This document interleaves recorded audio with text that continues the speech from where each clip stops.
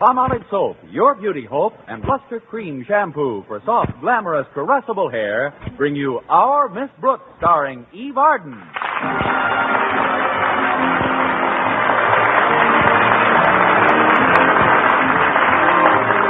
To most people, a warm May day suggests a drive in the country or a leisurely picnic. But to our Miss Brooks, who teaches English at Madison High School, it has a far different significance. Yes, indeed. To me, a warm May day means just one thing. Mr. Conklin, our beloved principal, is putting the heat on. Some people feel that Mr. Conklin makes his teachers miserable because of his thoughtlessness. I don't agree. You can't make so many so miserable so often without giving it plenty of thought. Well, but perhaps I'm being too harsh in my judgment. A principal's life can't be all a bed of roses either. There must be many nights which he spends tossing and turning in his bed until the wee small hours, hoping, planning, thinking, saying to himself, "What can I do to them this week?" Well, during the free period last Friday morning, his nocturnal efforts seemed to have borne fruit. He started an impromptu quiz without prizes. Miss Brooks. Uh-huh. Oh, yes, Mr. Conklin? Conjugate the verb strive, please. Strive, strove, striven. Now, thrive. Thrive, throve, thriven. Oh, no. Really, Mr. Conklin, these sudden little tests are quite disconcerting. I don't... Silence, Miss Brooks. We're not finished. Yes, sir. More verbs? Five. Fiven.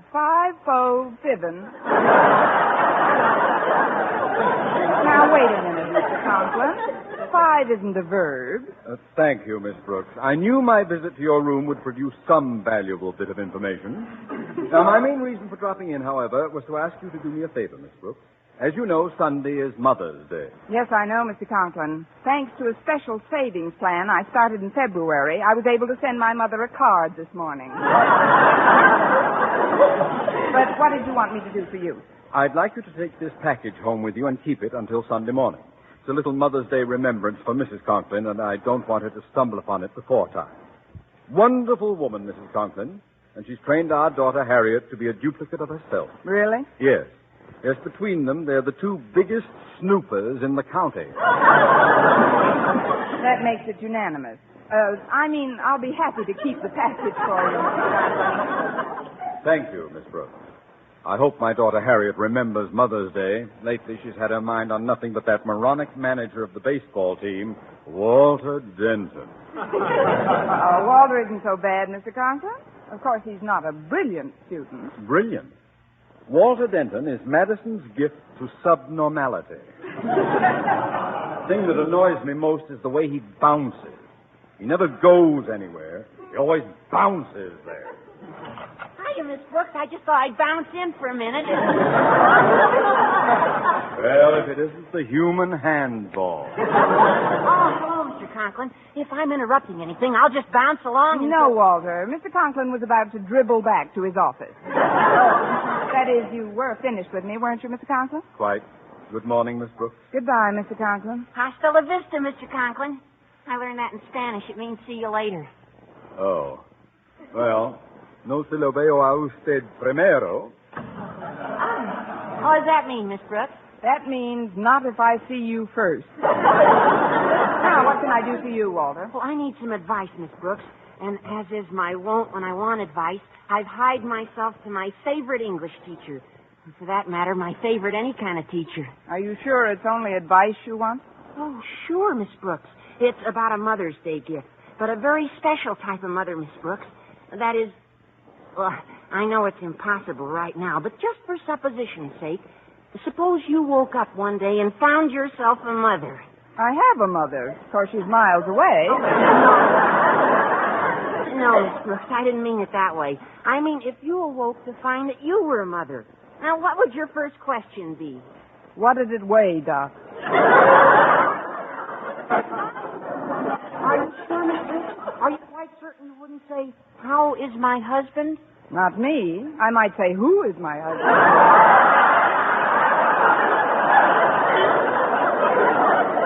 I'm serious, Miss Brooks. My dad told me that was my mother's first concern after she knew that I was all right. You know, she thinks of us constantly and never of herself. But me, what do I do in return? I don't get out of bed when she wakes me. I leave my clothes all over the house. Sunday's Mother's Day, Miss Brooks, and I've got to make it up to her. Well, that's pretty short notice, Walter, but I have a suggestion for you. You have? Yes. Sunday morning, wait till your mother starts to make breakfast. When you're sure she's in the kitchen, close the door quietly behind her. Then? Then gather up all the clothes that you've scattered around the house. Then? Then put them in a big suitcase. Then? Then run away from home. Oh, I'm just teasing you, Walter. There's only one way you can make your mother happy, and that's by turning over a new leaf. Well, I'll try, Miss Brooks, but meanwhile, that's just supposing again. What kind of a present would you like if you were a mother? Oh, I wouldn't care much about presents, Walter. I'd just be happy if I had all my beloved children around me. Gee. Oh, of course, my mother only has this one beloved child. Me.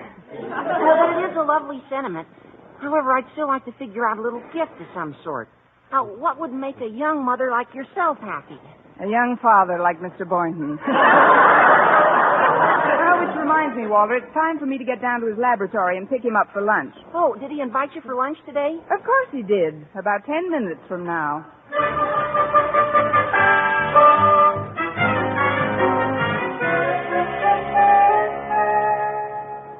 Now tell me, Walter, were you able to find out what kind of a gift she'd like? I couldn't find out a thing, Harriet. But we've got to get her something.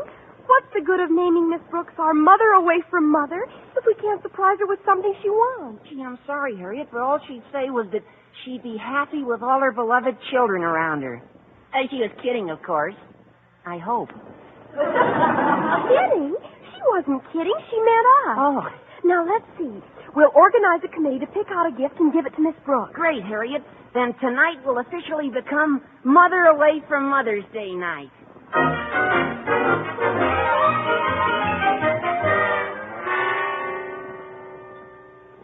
Well, now that we're finished with lunch, Miss Brooks, I've got a surprise for you. Surprise? What is it, Mr. Boynton? Guess. You're picking up both checks. No. I'm picking up both checks. No. Then I give up.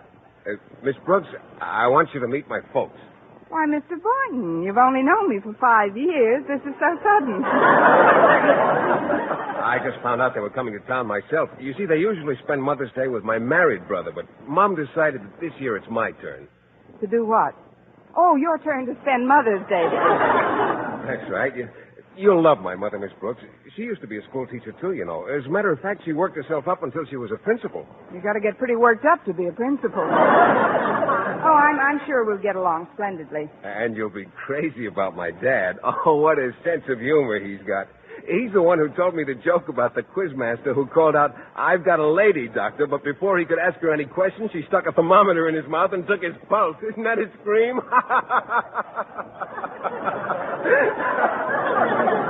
Your father sounds like more fun than a barrel of nothing. May I ask you a rather personal question about your folks? Oh, certainly, Miss Brooks. What is it? How long did they go around together before they were married? 9 years. I see. Folks believed in long engagements in those days, I guess.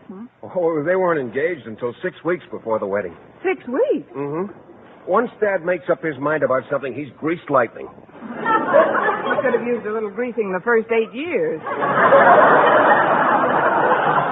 I'll certainly be looking forward to seeing them, Mr. Boynton. When are they arriving in town? Oh, this afternoon, Miss Brooks. I'll have to check them into a hotel for the weekend. I've just got a small bachelor apartment. Yes, I know. You've told me about it. Maybe your folks would like to drop over to my place tonight. I'm sure my landlady, Mrs. Davis, wouldn't mind my dusting the living room a little. Oh, that's just fine with me, Miss Brooks. That'll give my folks a chance to rest up from their trip and have some dinner before they meet the girl about whom they've heard so much.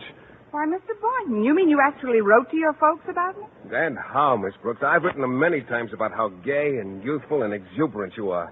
I am? You have? Darn right. I remember in one of my most recent letters to them, I said you were more like a pupil than a teacher. In fact, I think that was a letter in which I described you as a great, big, overgrown kid.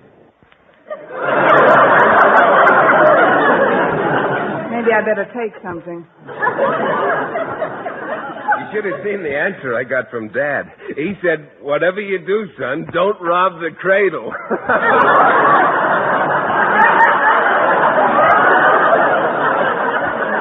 Yeah, leave it to Dad. Oh, he was jesting, of course. He loves youngsters. Mr. Boynton, you've given me an idea. Well, what kind of an idea, Miss Brooks? If your father turns me down when I ask him for your hand, maybe he'll adopt me.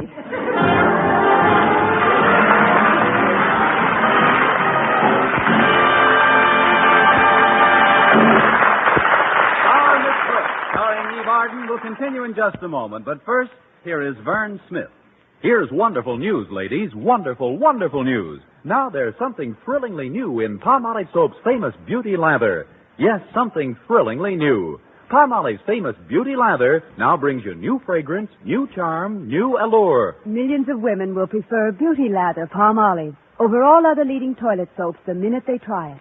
For Palmolive Soap's famous Beauty Lather now has a new, clean, flower-fresh fragrance for new allure, new charm. So, ladies, forget all other beauty care and use Palmolive soap the way doctors advise for a lovelier complexion. Just stop improper cleansing and instead wash your face with Palmolive soap 3 times a day, massaging Palmolive's wonderful beauty lather onto your skin for 60 seconds each time to get its full beautifying effect. Then rinse. That's all. All types of skin, young, older, oily, respond to it quickly. Don't wait another day to try Palmolive's Beauty Lather. You'll be thrilled by its new fragrance, new charm, new allure. Thrilled again by the fresher, brighter complexion doctors prove may soon be yours. For new loveliness all over, use big bath-size Palmolive in tub or shower.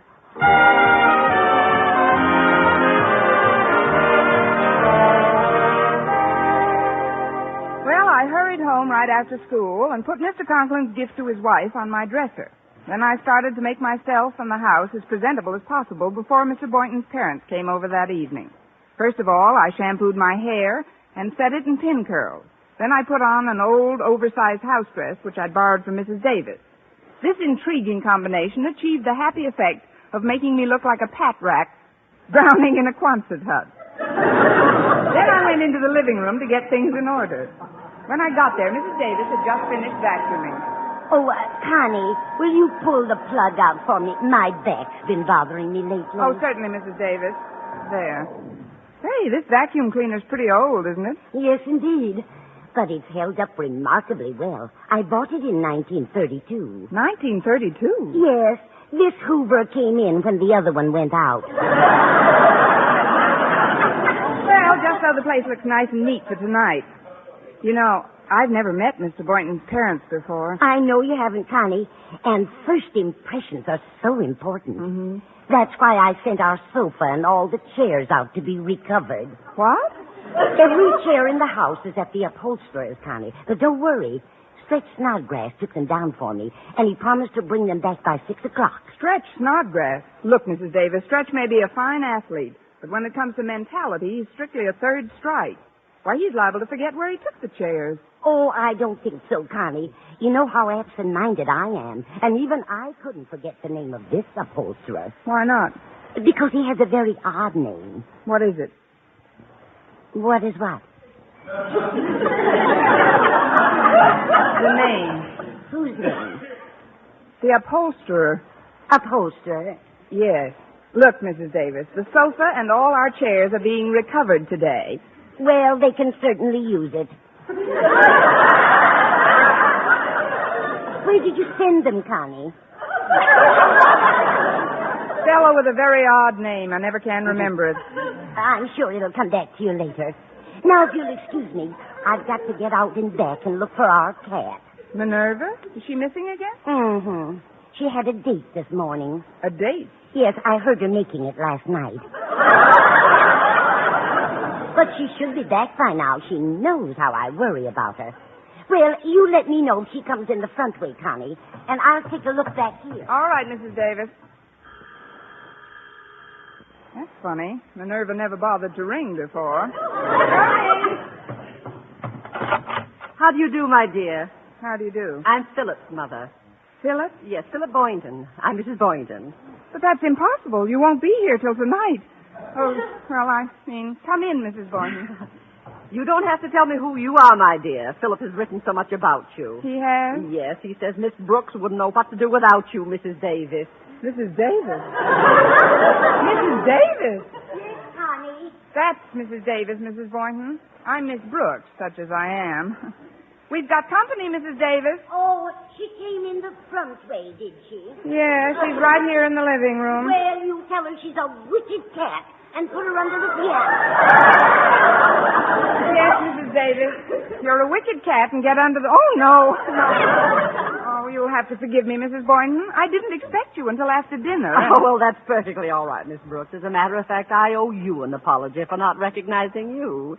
But it was rather dim in here. Not dim enough. But where's Mr. Boynton? Or should I say, where are Mr. Boynton? Or Mrs. Boynton? Where's everybody?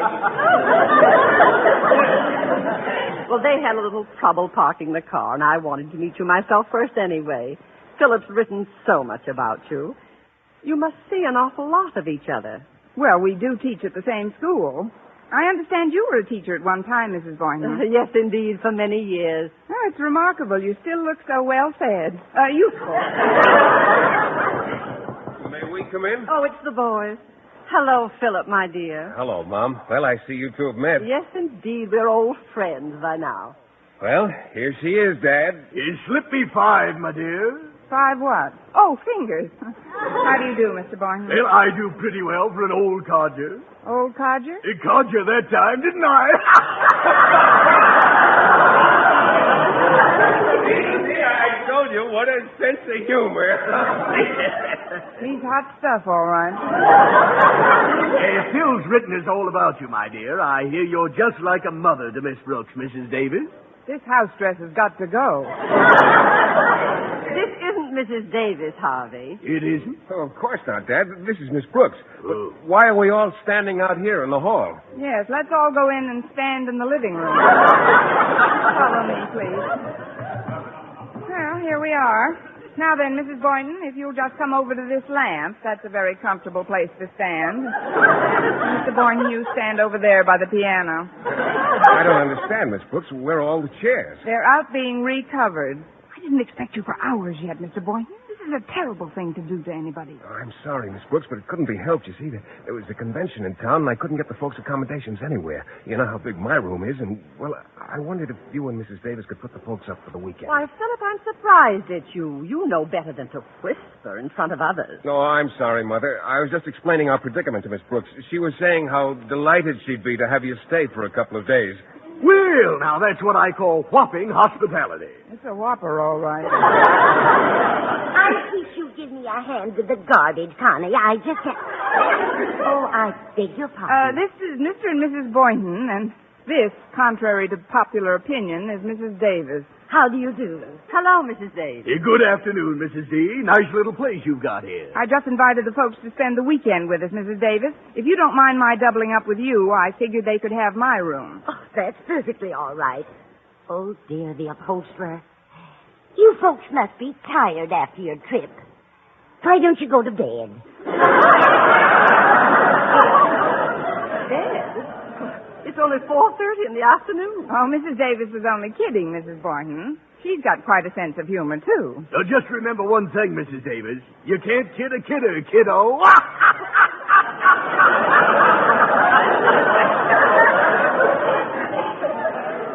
Doesn't he get off some cracks, Mrs. Davis? Yes, he's a Jim dandy.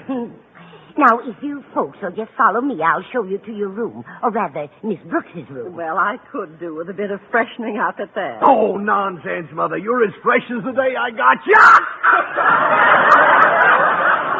Oh, now cut it out, Dad. Yes, cut it out, Dad. Oh, what am I... Please, Harvey, stop. I don't know where he gets some of his ideas. He's terribly original, don't you think, Miss Brooks? Oh, a second Oscar Hammerstein, Mrs. Boynton. Or to put it another way, the corn is as high as the elephant's eye.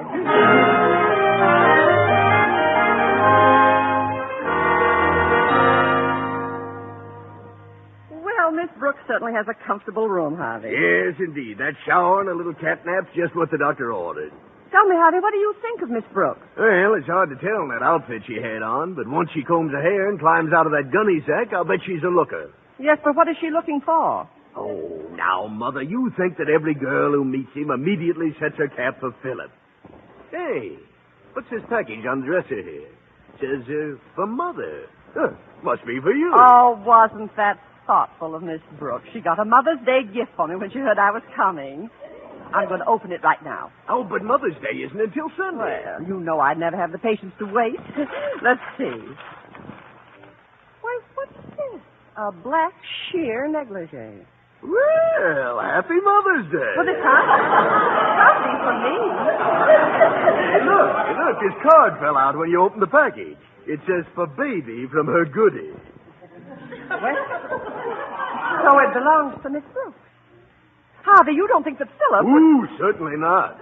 He wouldn't have nerve enough to ask for that in the store. Well, I'm going to find out just where this came from. Oh, Miss Brooks. Yes, Mrs. Boynton? Would you come here a moment, please? Certainly, Mrs. Boynton. What can I do for you? Well, I opened a package by mistake and found this inside of it. A black sheer negligee. There was a card with it that said, for baby from Goody. Goody? Oh, that must be short for Osgood. Why, of course, that was Mr. Conklin's gift. Mr. Conklin, the principal of Madison High? Yes, isn't he a devil? He asked me to keep it for him so his wife wouldn't discover it before Mother's Day. Oh, it's for his wife. Oh, yes, who did you think it was for? Don't answer that. I can tell from the position of your eyebrows. My eyebrows? Yes, Mrs. Boynton. You'd better drop them a notch. You're pushing back your hairnet.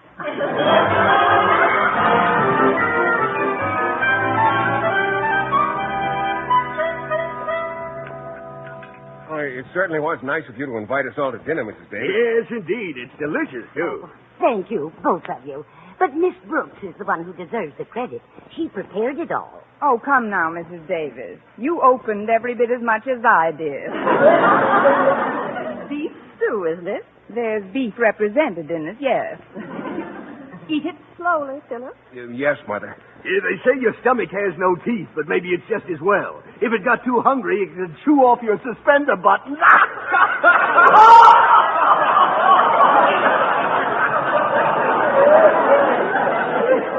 He always gets me when I've got a mouthful. Now, Philip, he's such a baby.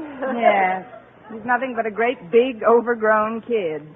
Now, that's funny. That's the same phrase that Philip used in describing you in one of his letters. Well, she is, Mother. You ought to see her around the school. Why, the students just treat her like one of themselves. Oh, yes, indeed. We kids have some great old times together. Oh, I'm glad. I like Philip to have lots of useful friends. The younger, the better. Well, they don't come much younger or better than Miss Brooks, Mother. Well, thank you, Mr. Boynton. Call me Philip tonight. I'll answer it, Connie. Excuse me, folks. I wonder who that could be. Well, come in here. Hi, Mrs. Davis. We're a committee. Who is it, Mrs. Davis? Walter and Harry and Connie. I'll bring them in. Oh, we didn't mean to disturb you, Miss Brooks. Oh, that's all right, Walter. I was just telling the folks how informal we are at Madison. Mr. and Mrs. Boynton, may I present Walter Denton and Harriet Conklin? How are you? And now, Miss Brooks, we would like to present something to you that expresses the devotion and reverence felt toward you by the entire student body. What is it, Walter? It's a shawl. A shawl and a handsome pair of knitting needles to go with the rocking chair to which you're so attached. Rocking chair, but... Oh, I'm not finished, Mrs. Boynton. Miss Brooks, you have been chosen our mother away from mother. Oh, no. I'll go to the piano, Walter, and you sing the song we've written. Okay, Harriet. Wait till you hear this, folks. All set, Walter.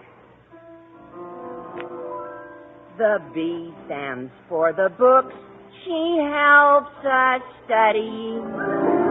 The R is for she's righteous, also pure. The O is for the fact that she's our buddy. The second O is likewise, I am sure. The K is for okay. She rates a bow. The S is for her sadly wrinkled brow. She's motherly, just like Elsie the cow. Miss Brooks, we love you dearly. Miss Brooks, that's me. I'll always be Miss Brooks.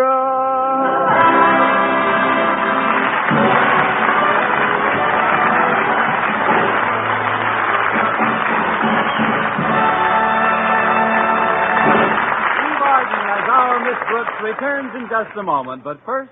Dream girl, beautiful luster cream girl. Tonight, show him how much lovelier your hair can look after a Luster Cream shampoo. Only Luster Cream brings you Kay Dumit's magic formula blend of secret ingredients plus gentle lanolin. Gives loveliness lather even in hardest water. Glamorizes your hair as you wash it. Luster Cream. Not a soap, not a liquid, but a dainty cream shampoo. Leaves hair fragrantly clean, free of loose dandruff, glistening with sheen, soft, manageable. Gives new beauty to all hairdos or permanents. 4-ounce jar, $1. Smaller sizes, either tubes or jars. Tonight, try Luster Cream Shampoo and be a Dream girl, beautiful luster cream girl. You owe your crowning glory to a luster cream shampoo. And now, once again, here is our Miss Brooks. Well, several days later, Friday night came to an end. As I escorted Mr. Boynton to the front door, he was in a strangely mellow mood. You know, Miss Brooks, I'm a man of many dreams, but more often than not, I find I'm shooting too high. Shooting too high, Mr. Boynton? Well, yes. In trying to find the right girl, for instance, it seems that subconsciously I'm always looking for a girl who's just like my mother. Attractive, yet sweet and unselfish. Well, don't give up the search, Mr. Boynton. Someday you're liable to find such a girl right under your nose. And I think that's a very nice location. What I mean is, when you gave up your room for Mother, I suddenly realized that you're not only attractive, but also sweet and unselfish. So, Miss Brooks, instead of just shaking hands like we usually do... Yes, Mr. Boynton? I'd like to say goodnight to you the way I do to my mother. With a kiss. A kiss, Mr. Boynton? Yes, on the forehead. There you go, shooting too high again. Next week, tune into another Our Miss Brooks show brought to you by Palmolive Soap, Your Beauty Hope, and Luster Cream Shampoo for soft, glamorous, caressable hair. Our Miss Brooks, starring Eve Arden, is produced by Larry Burns, written and directed by Al Lewis, with music by Wilbur Hatch. Mr. Boynton is played by Jeff Chandler, Mr. Conklin by Gail Gordon.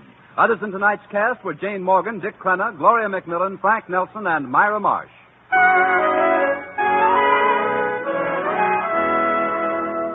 Men, do you shave with a lather or brushless shave cream? Palmolive shaving cream comes both ways.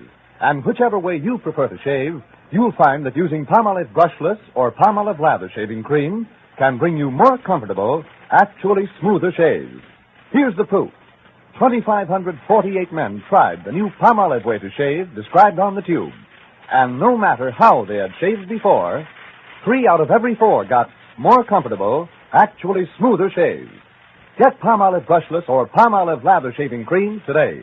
For mystery liberally sprinkled with laughs, listen to Mr. and Mrs. North, the exciting, fun-packed adventures of an amateur detective and his beautiful wife. Tune in Tuesday evenings over most of these same stations. And be with us again next week at the same time for another comedy episode of Our Miss Brooks. Bob Lamont speaking. Stay tuned now for Life with Luigi, which follows immediately over most of these stations. This is CBS, the Columbia Broadcasting System.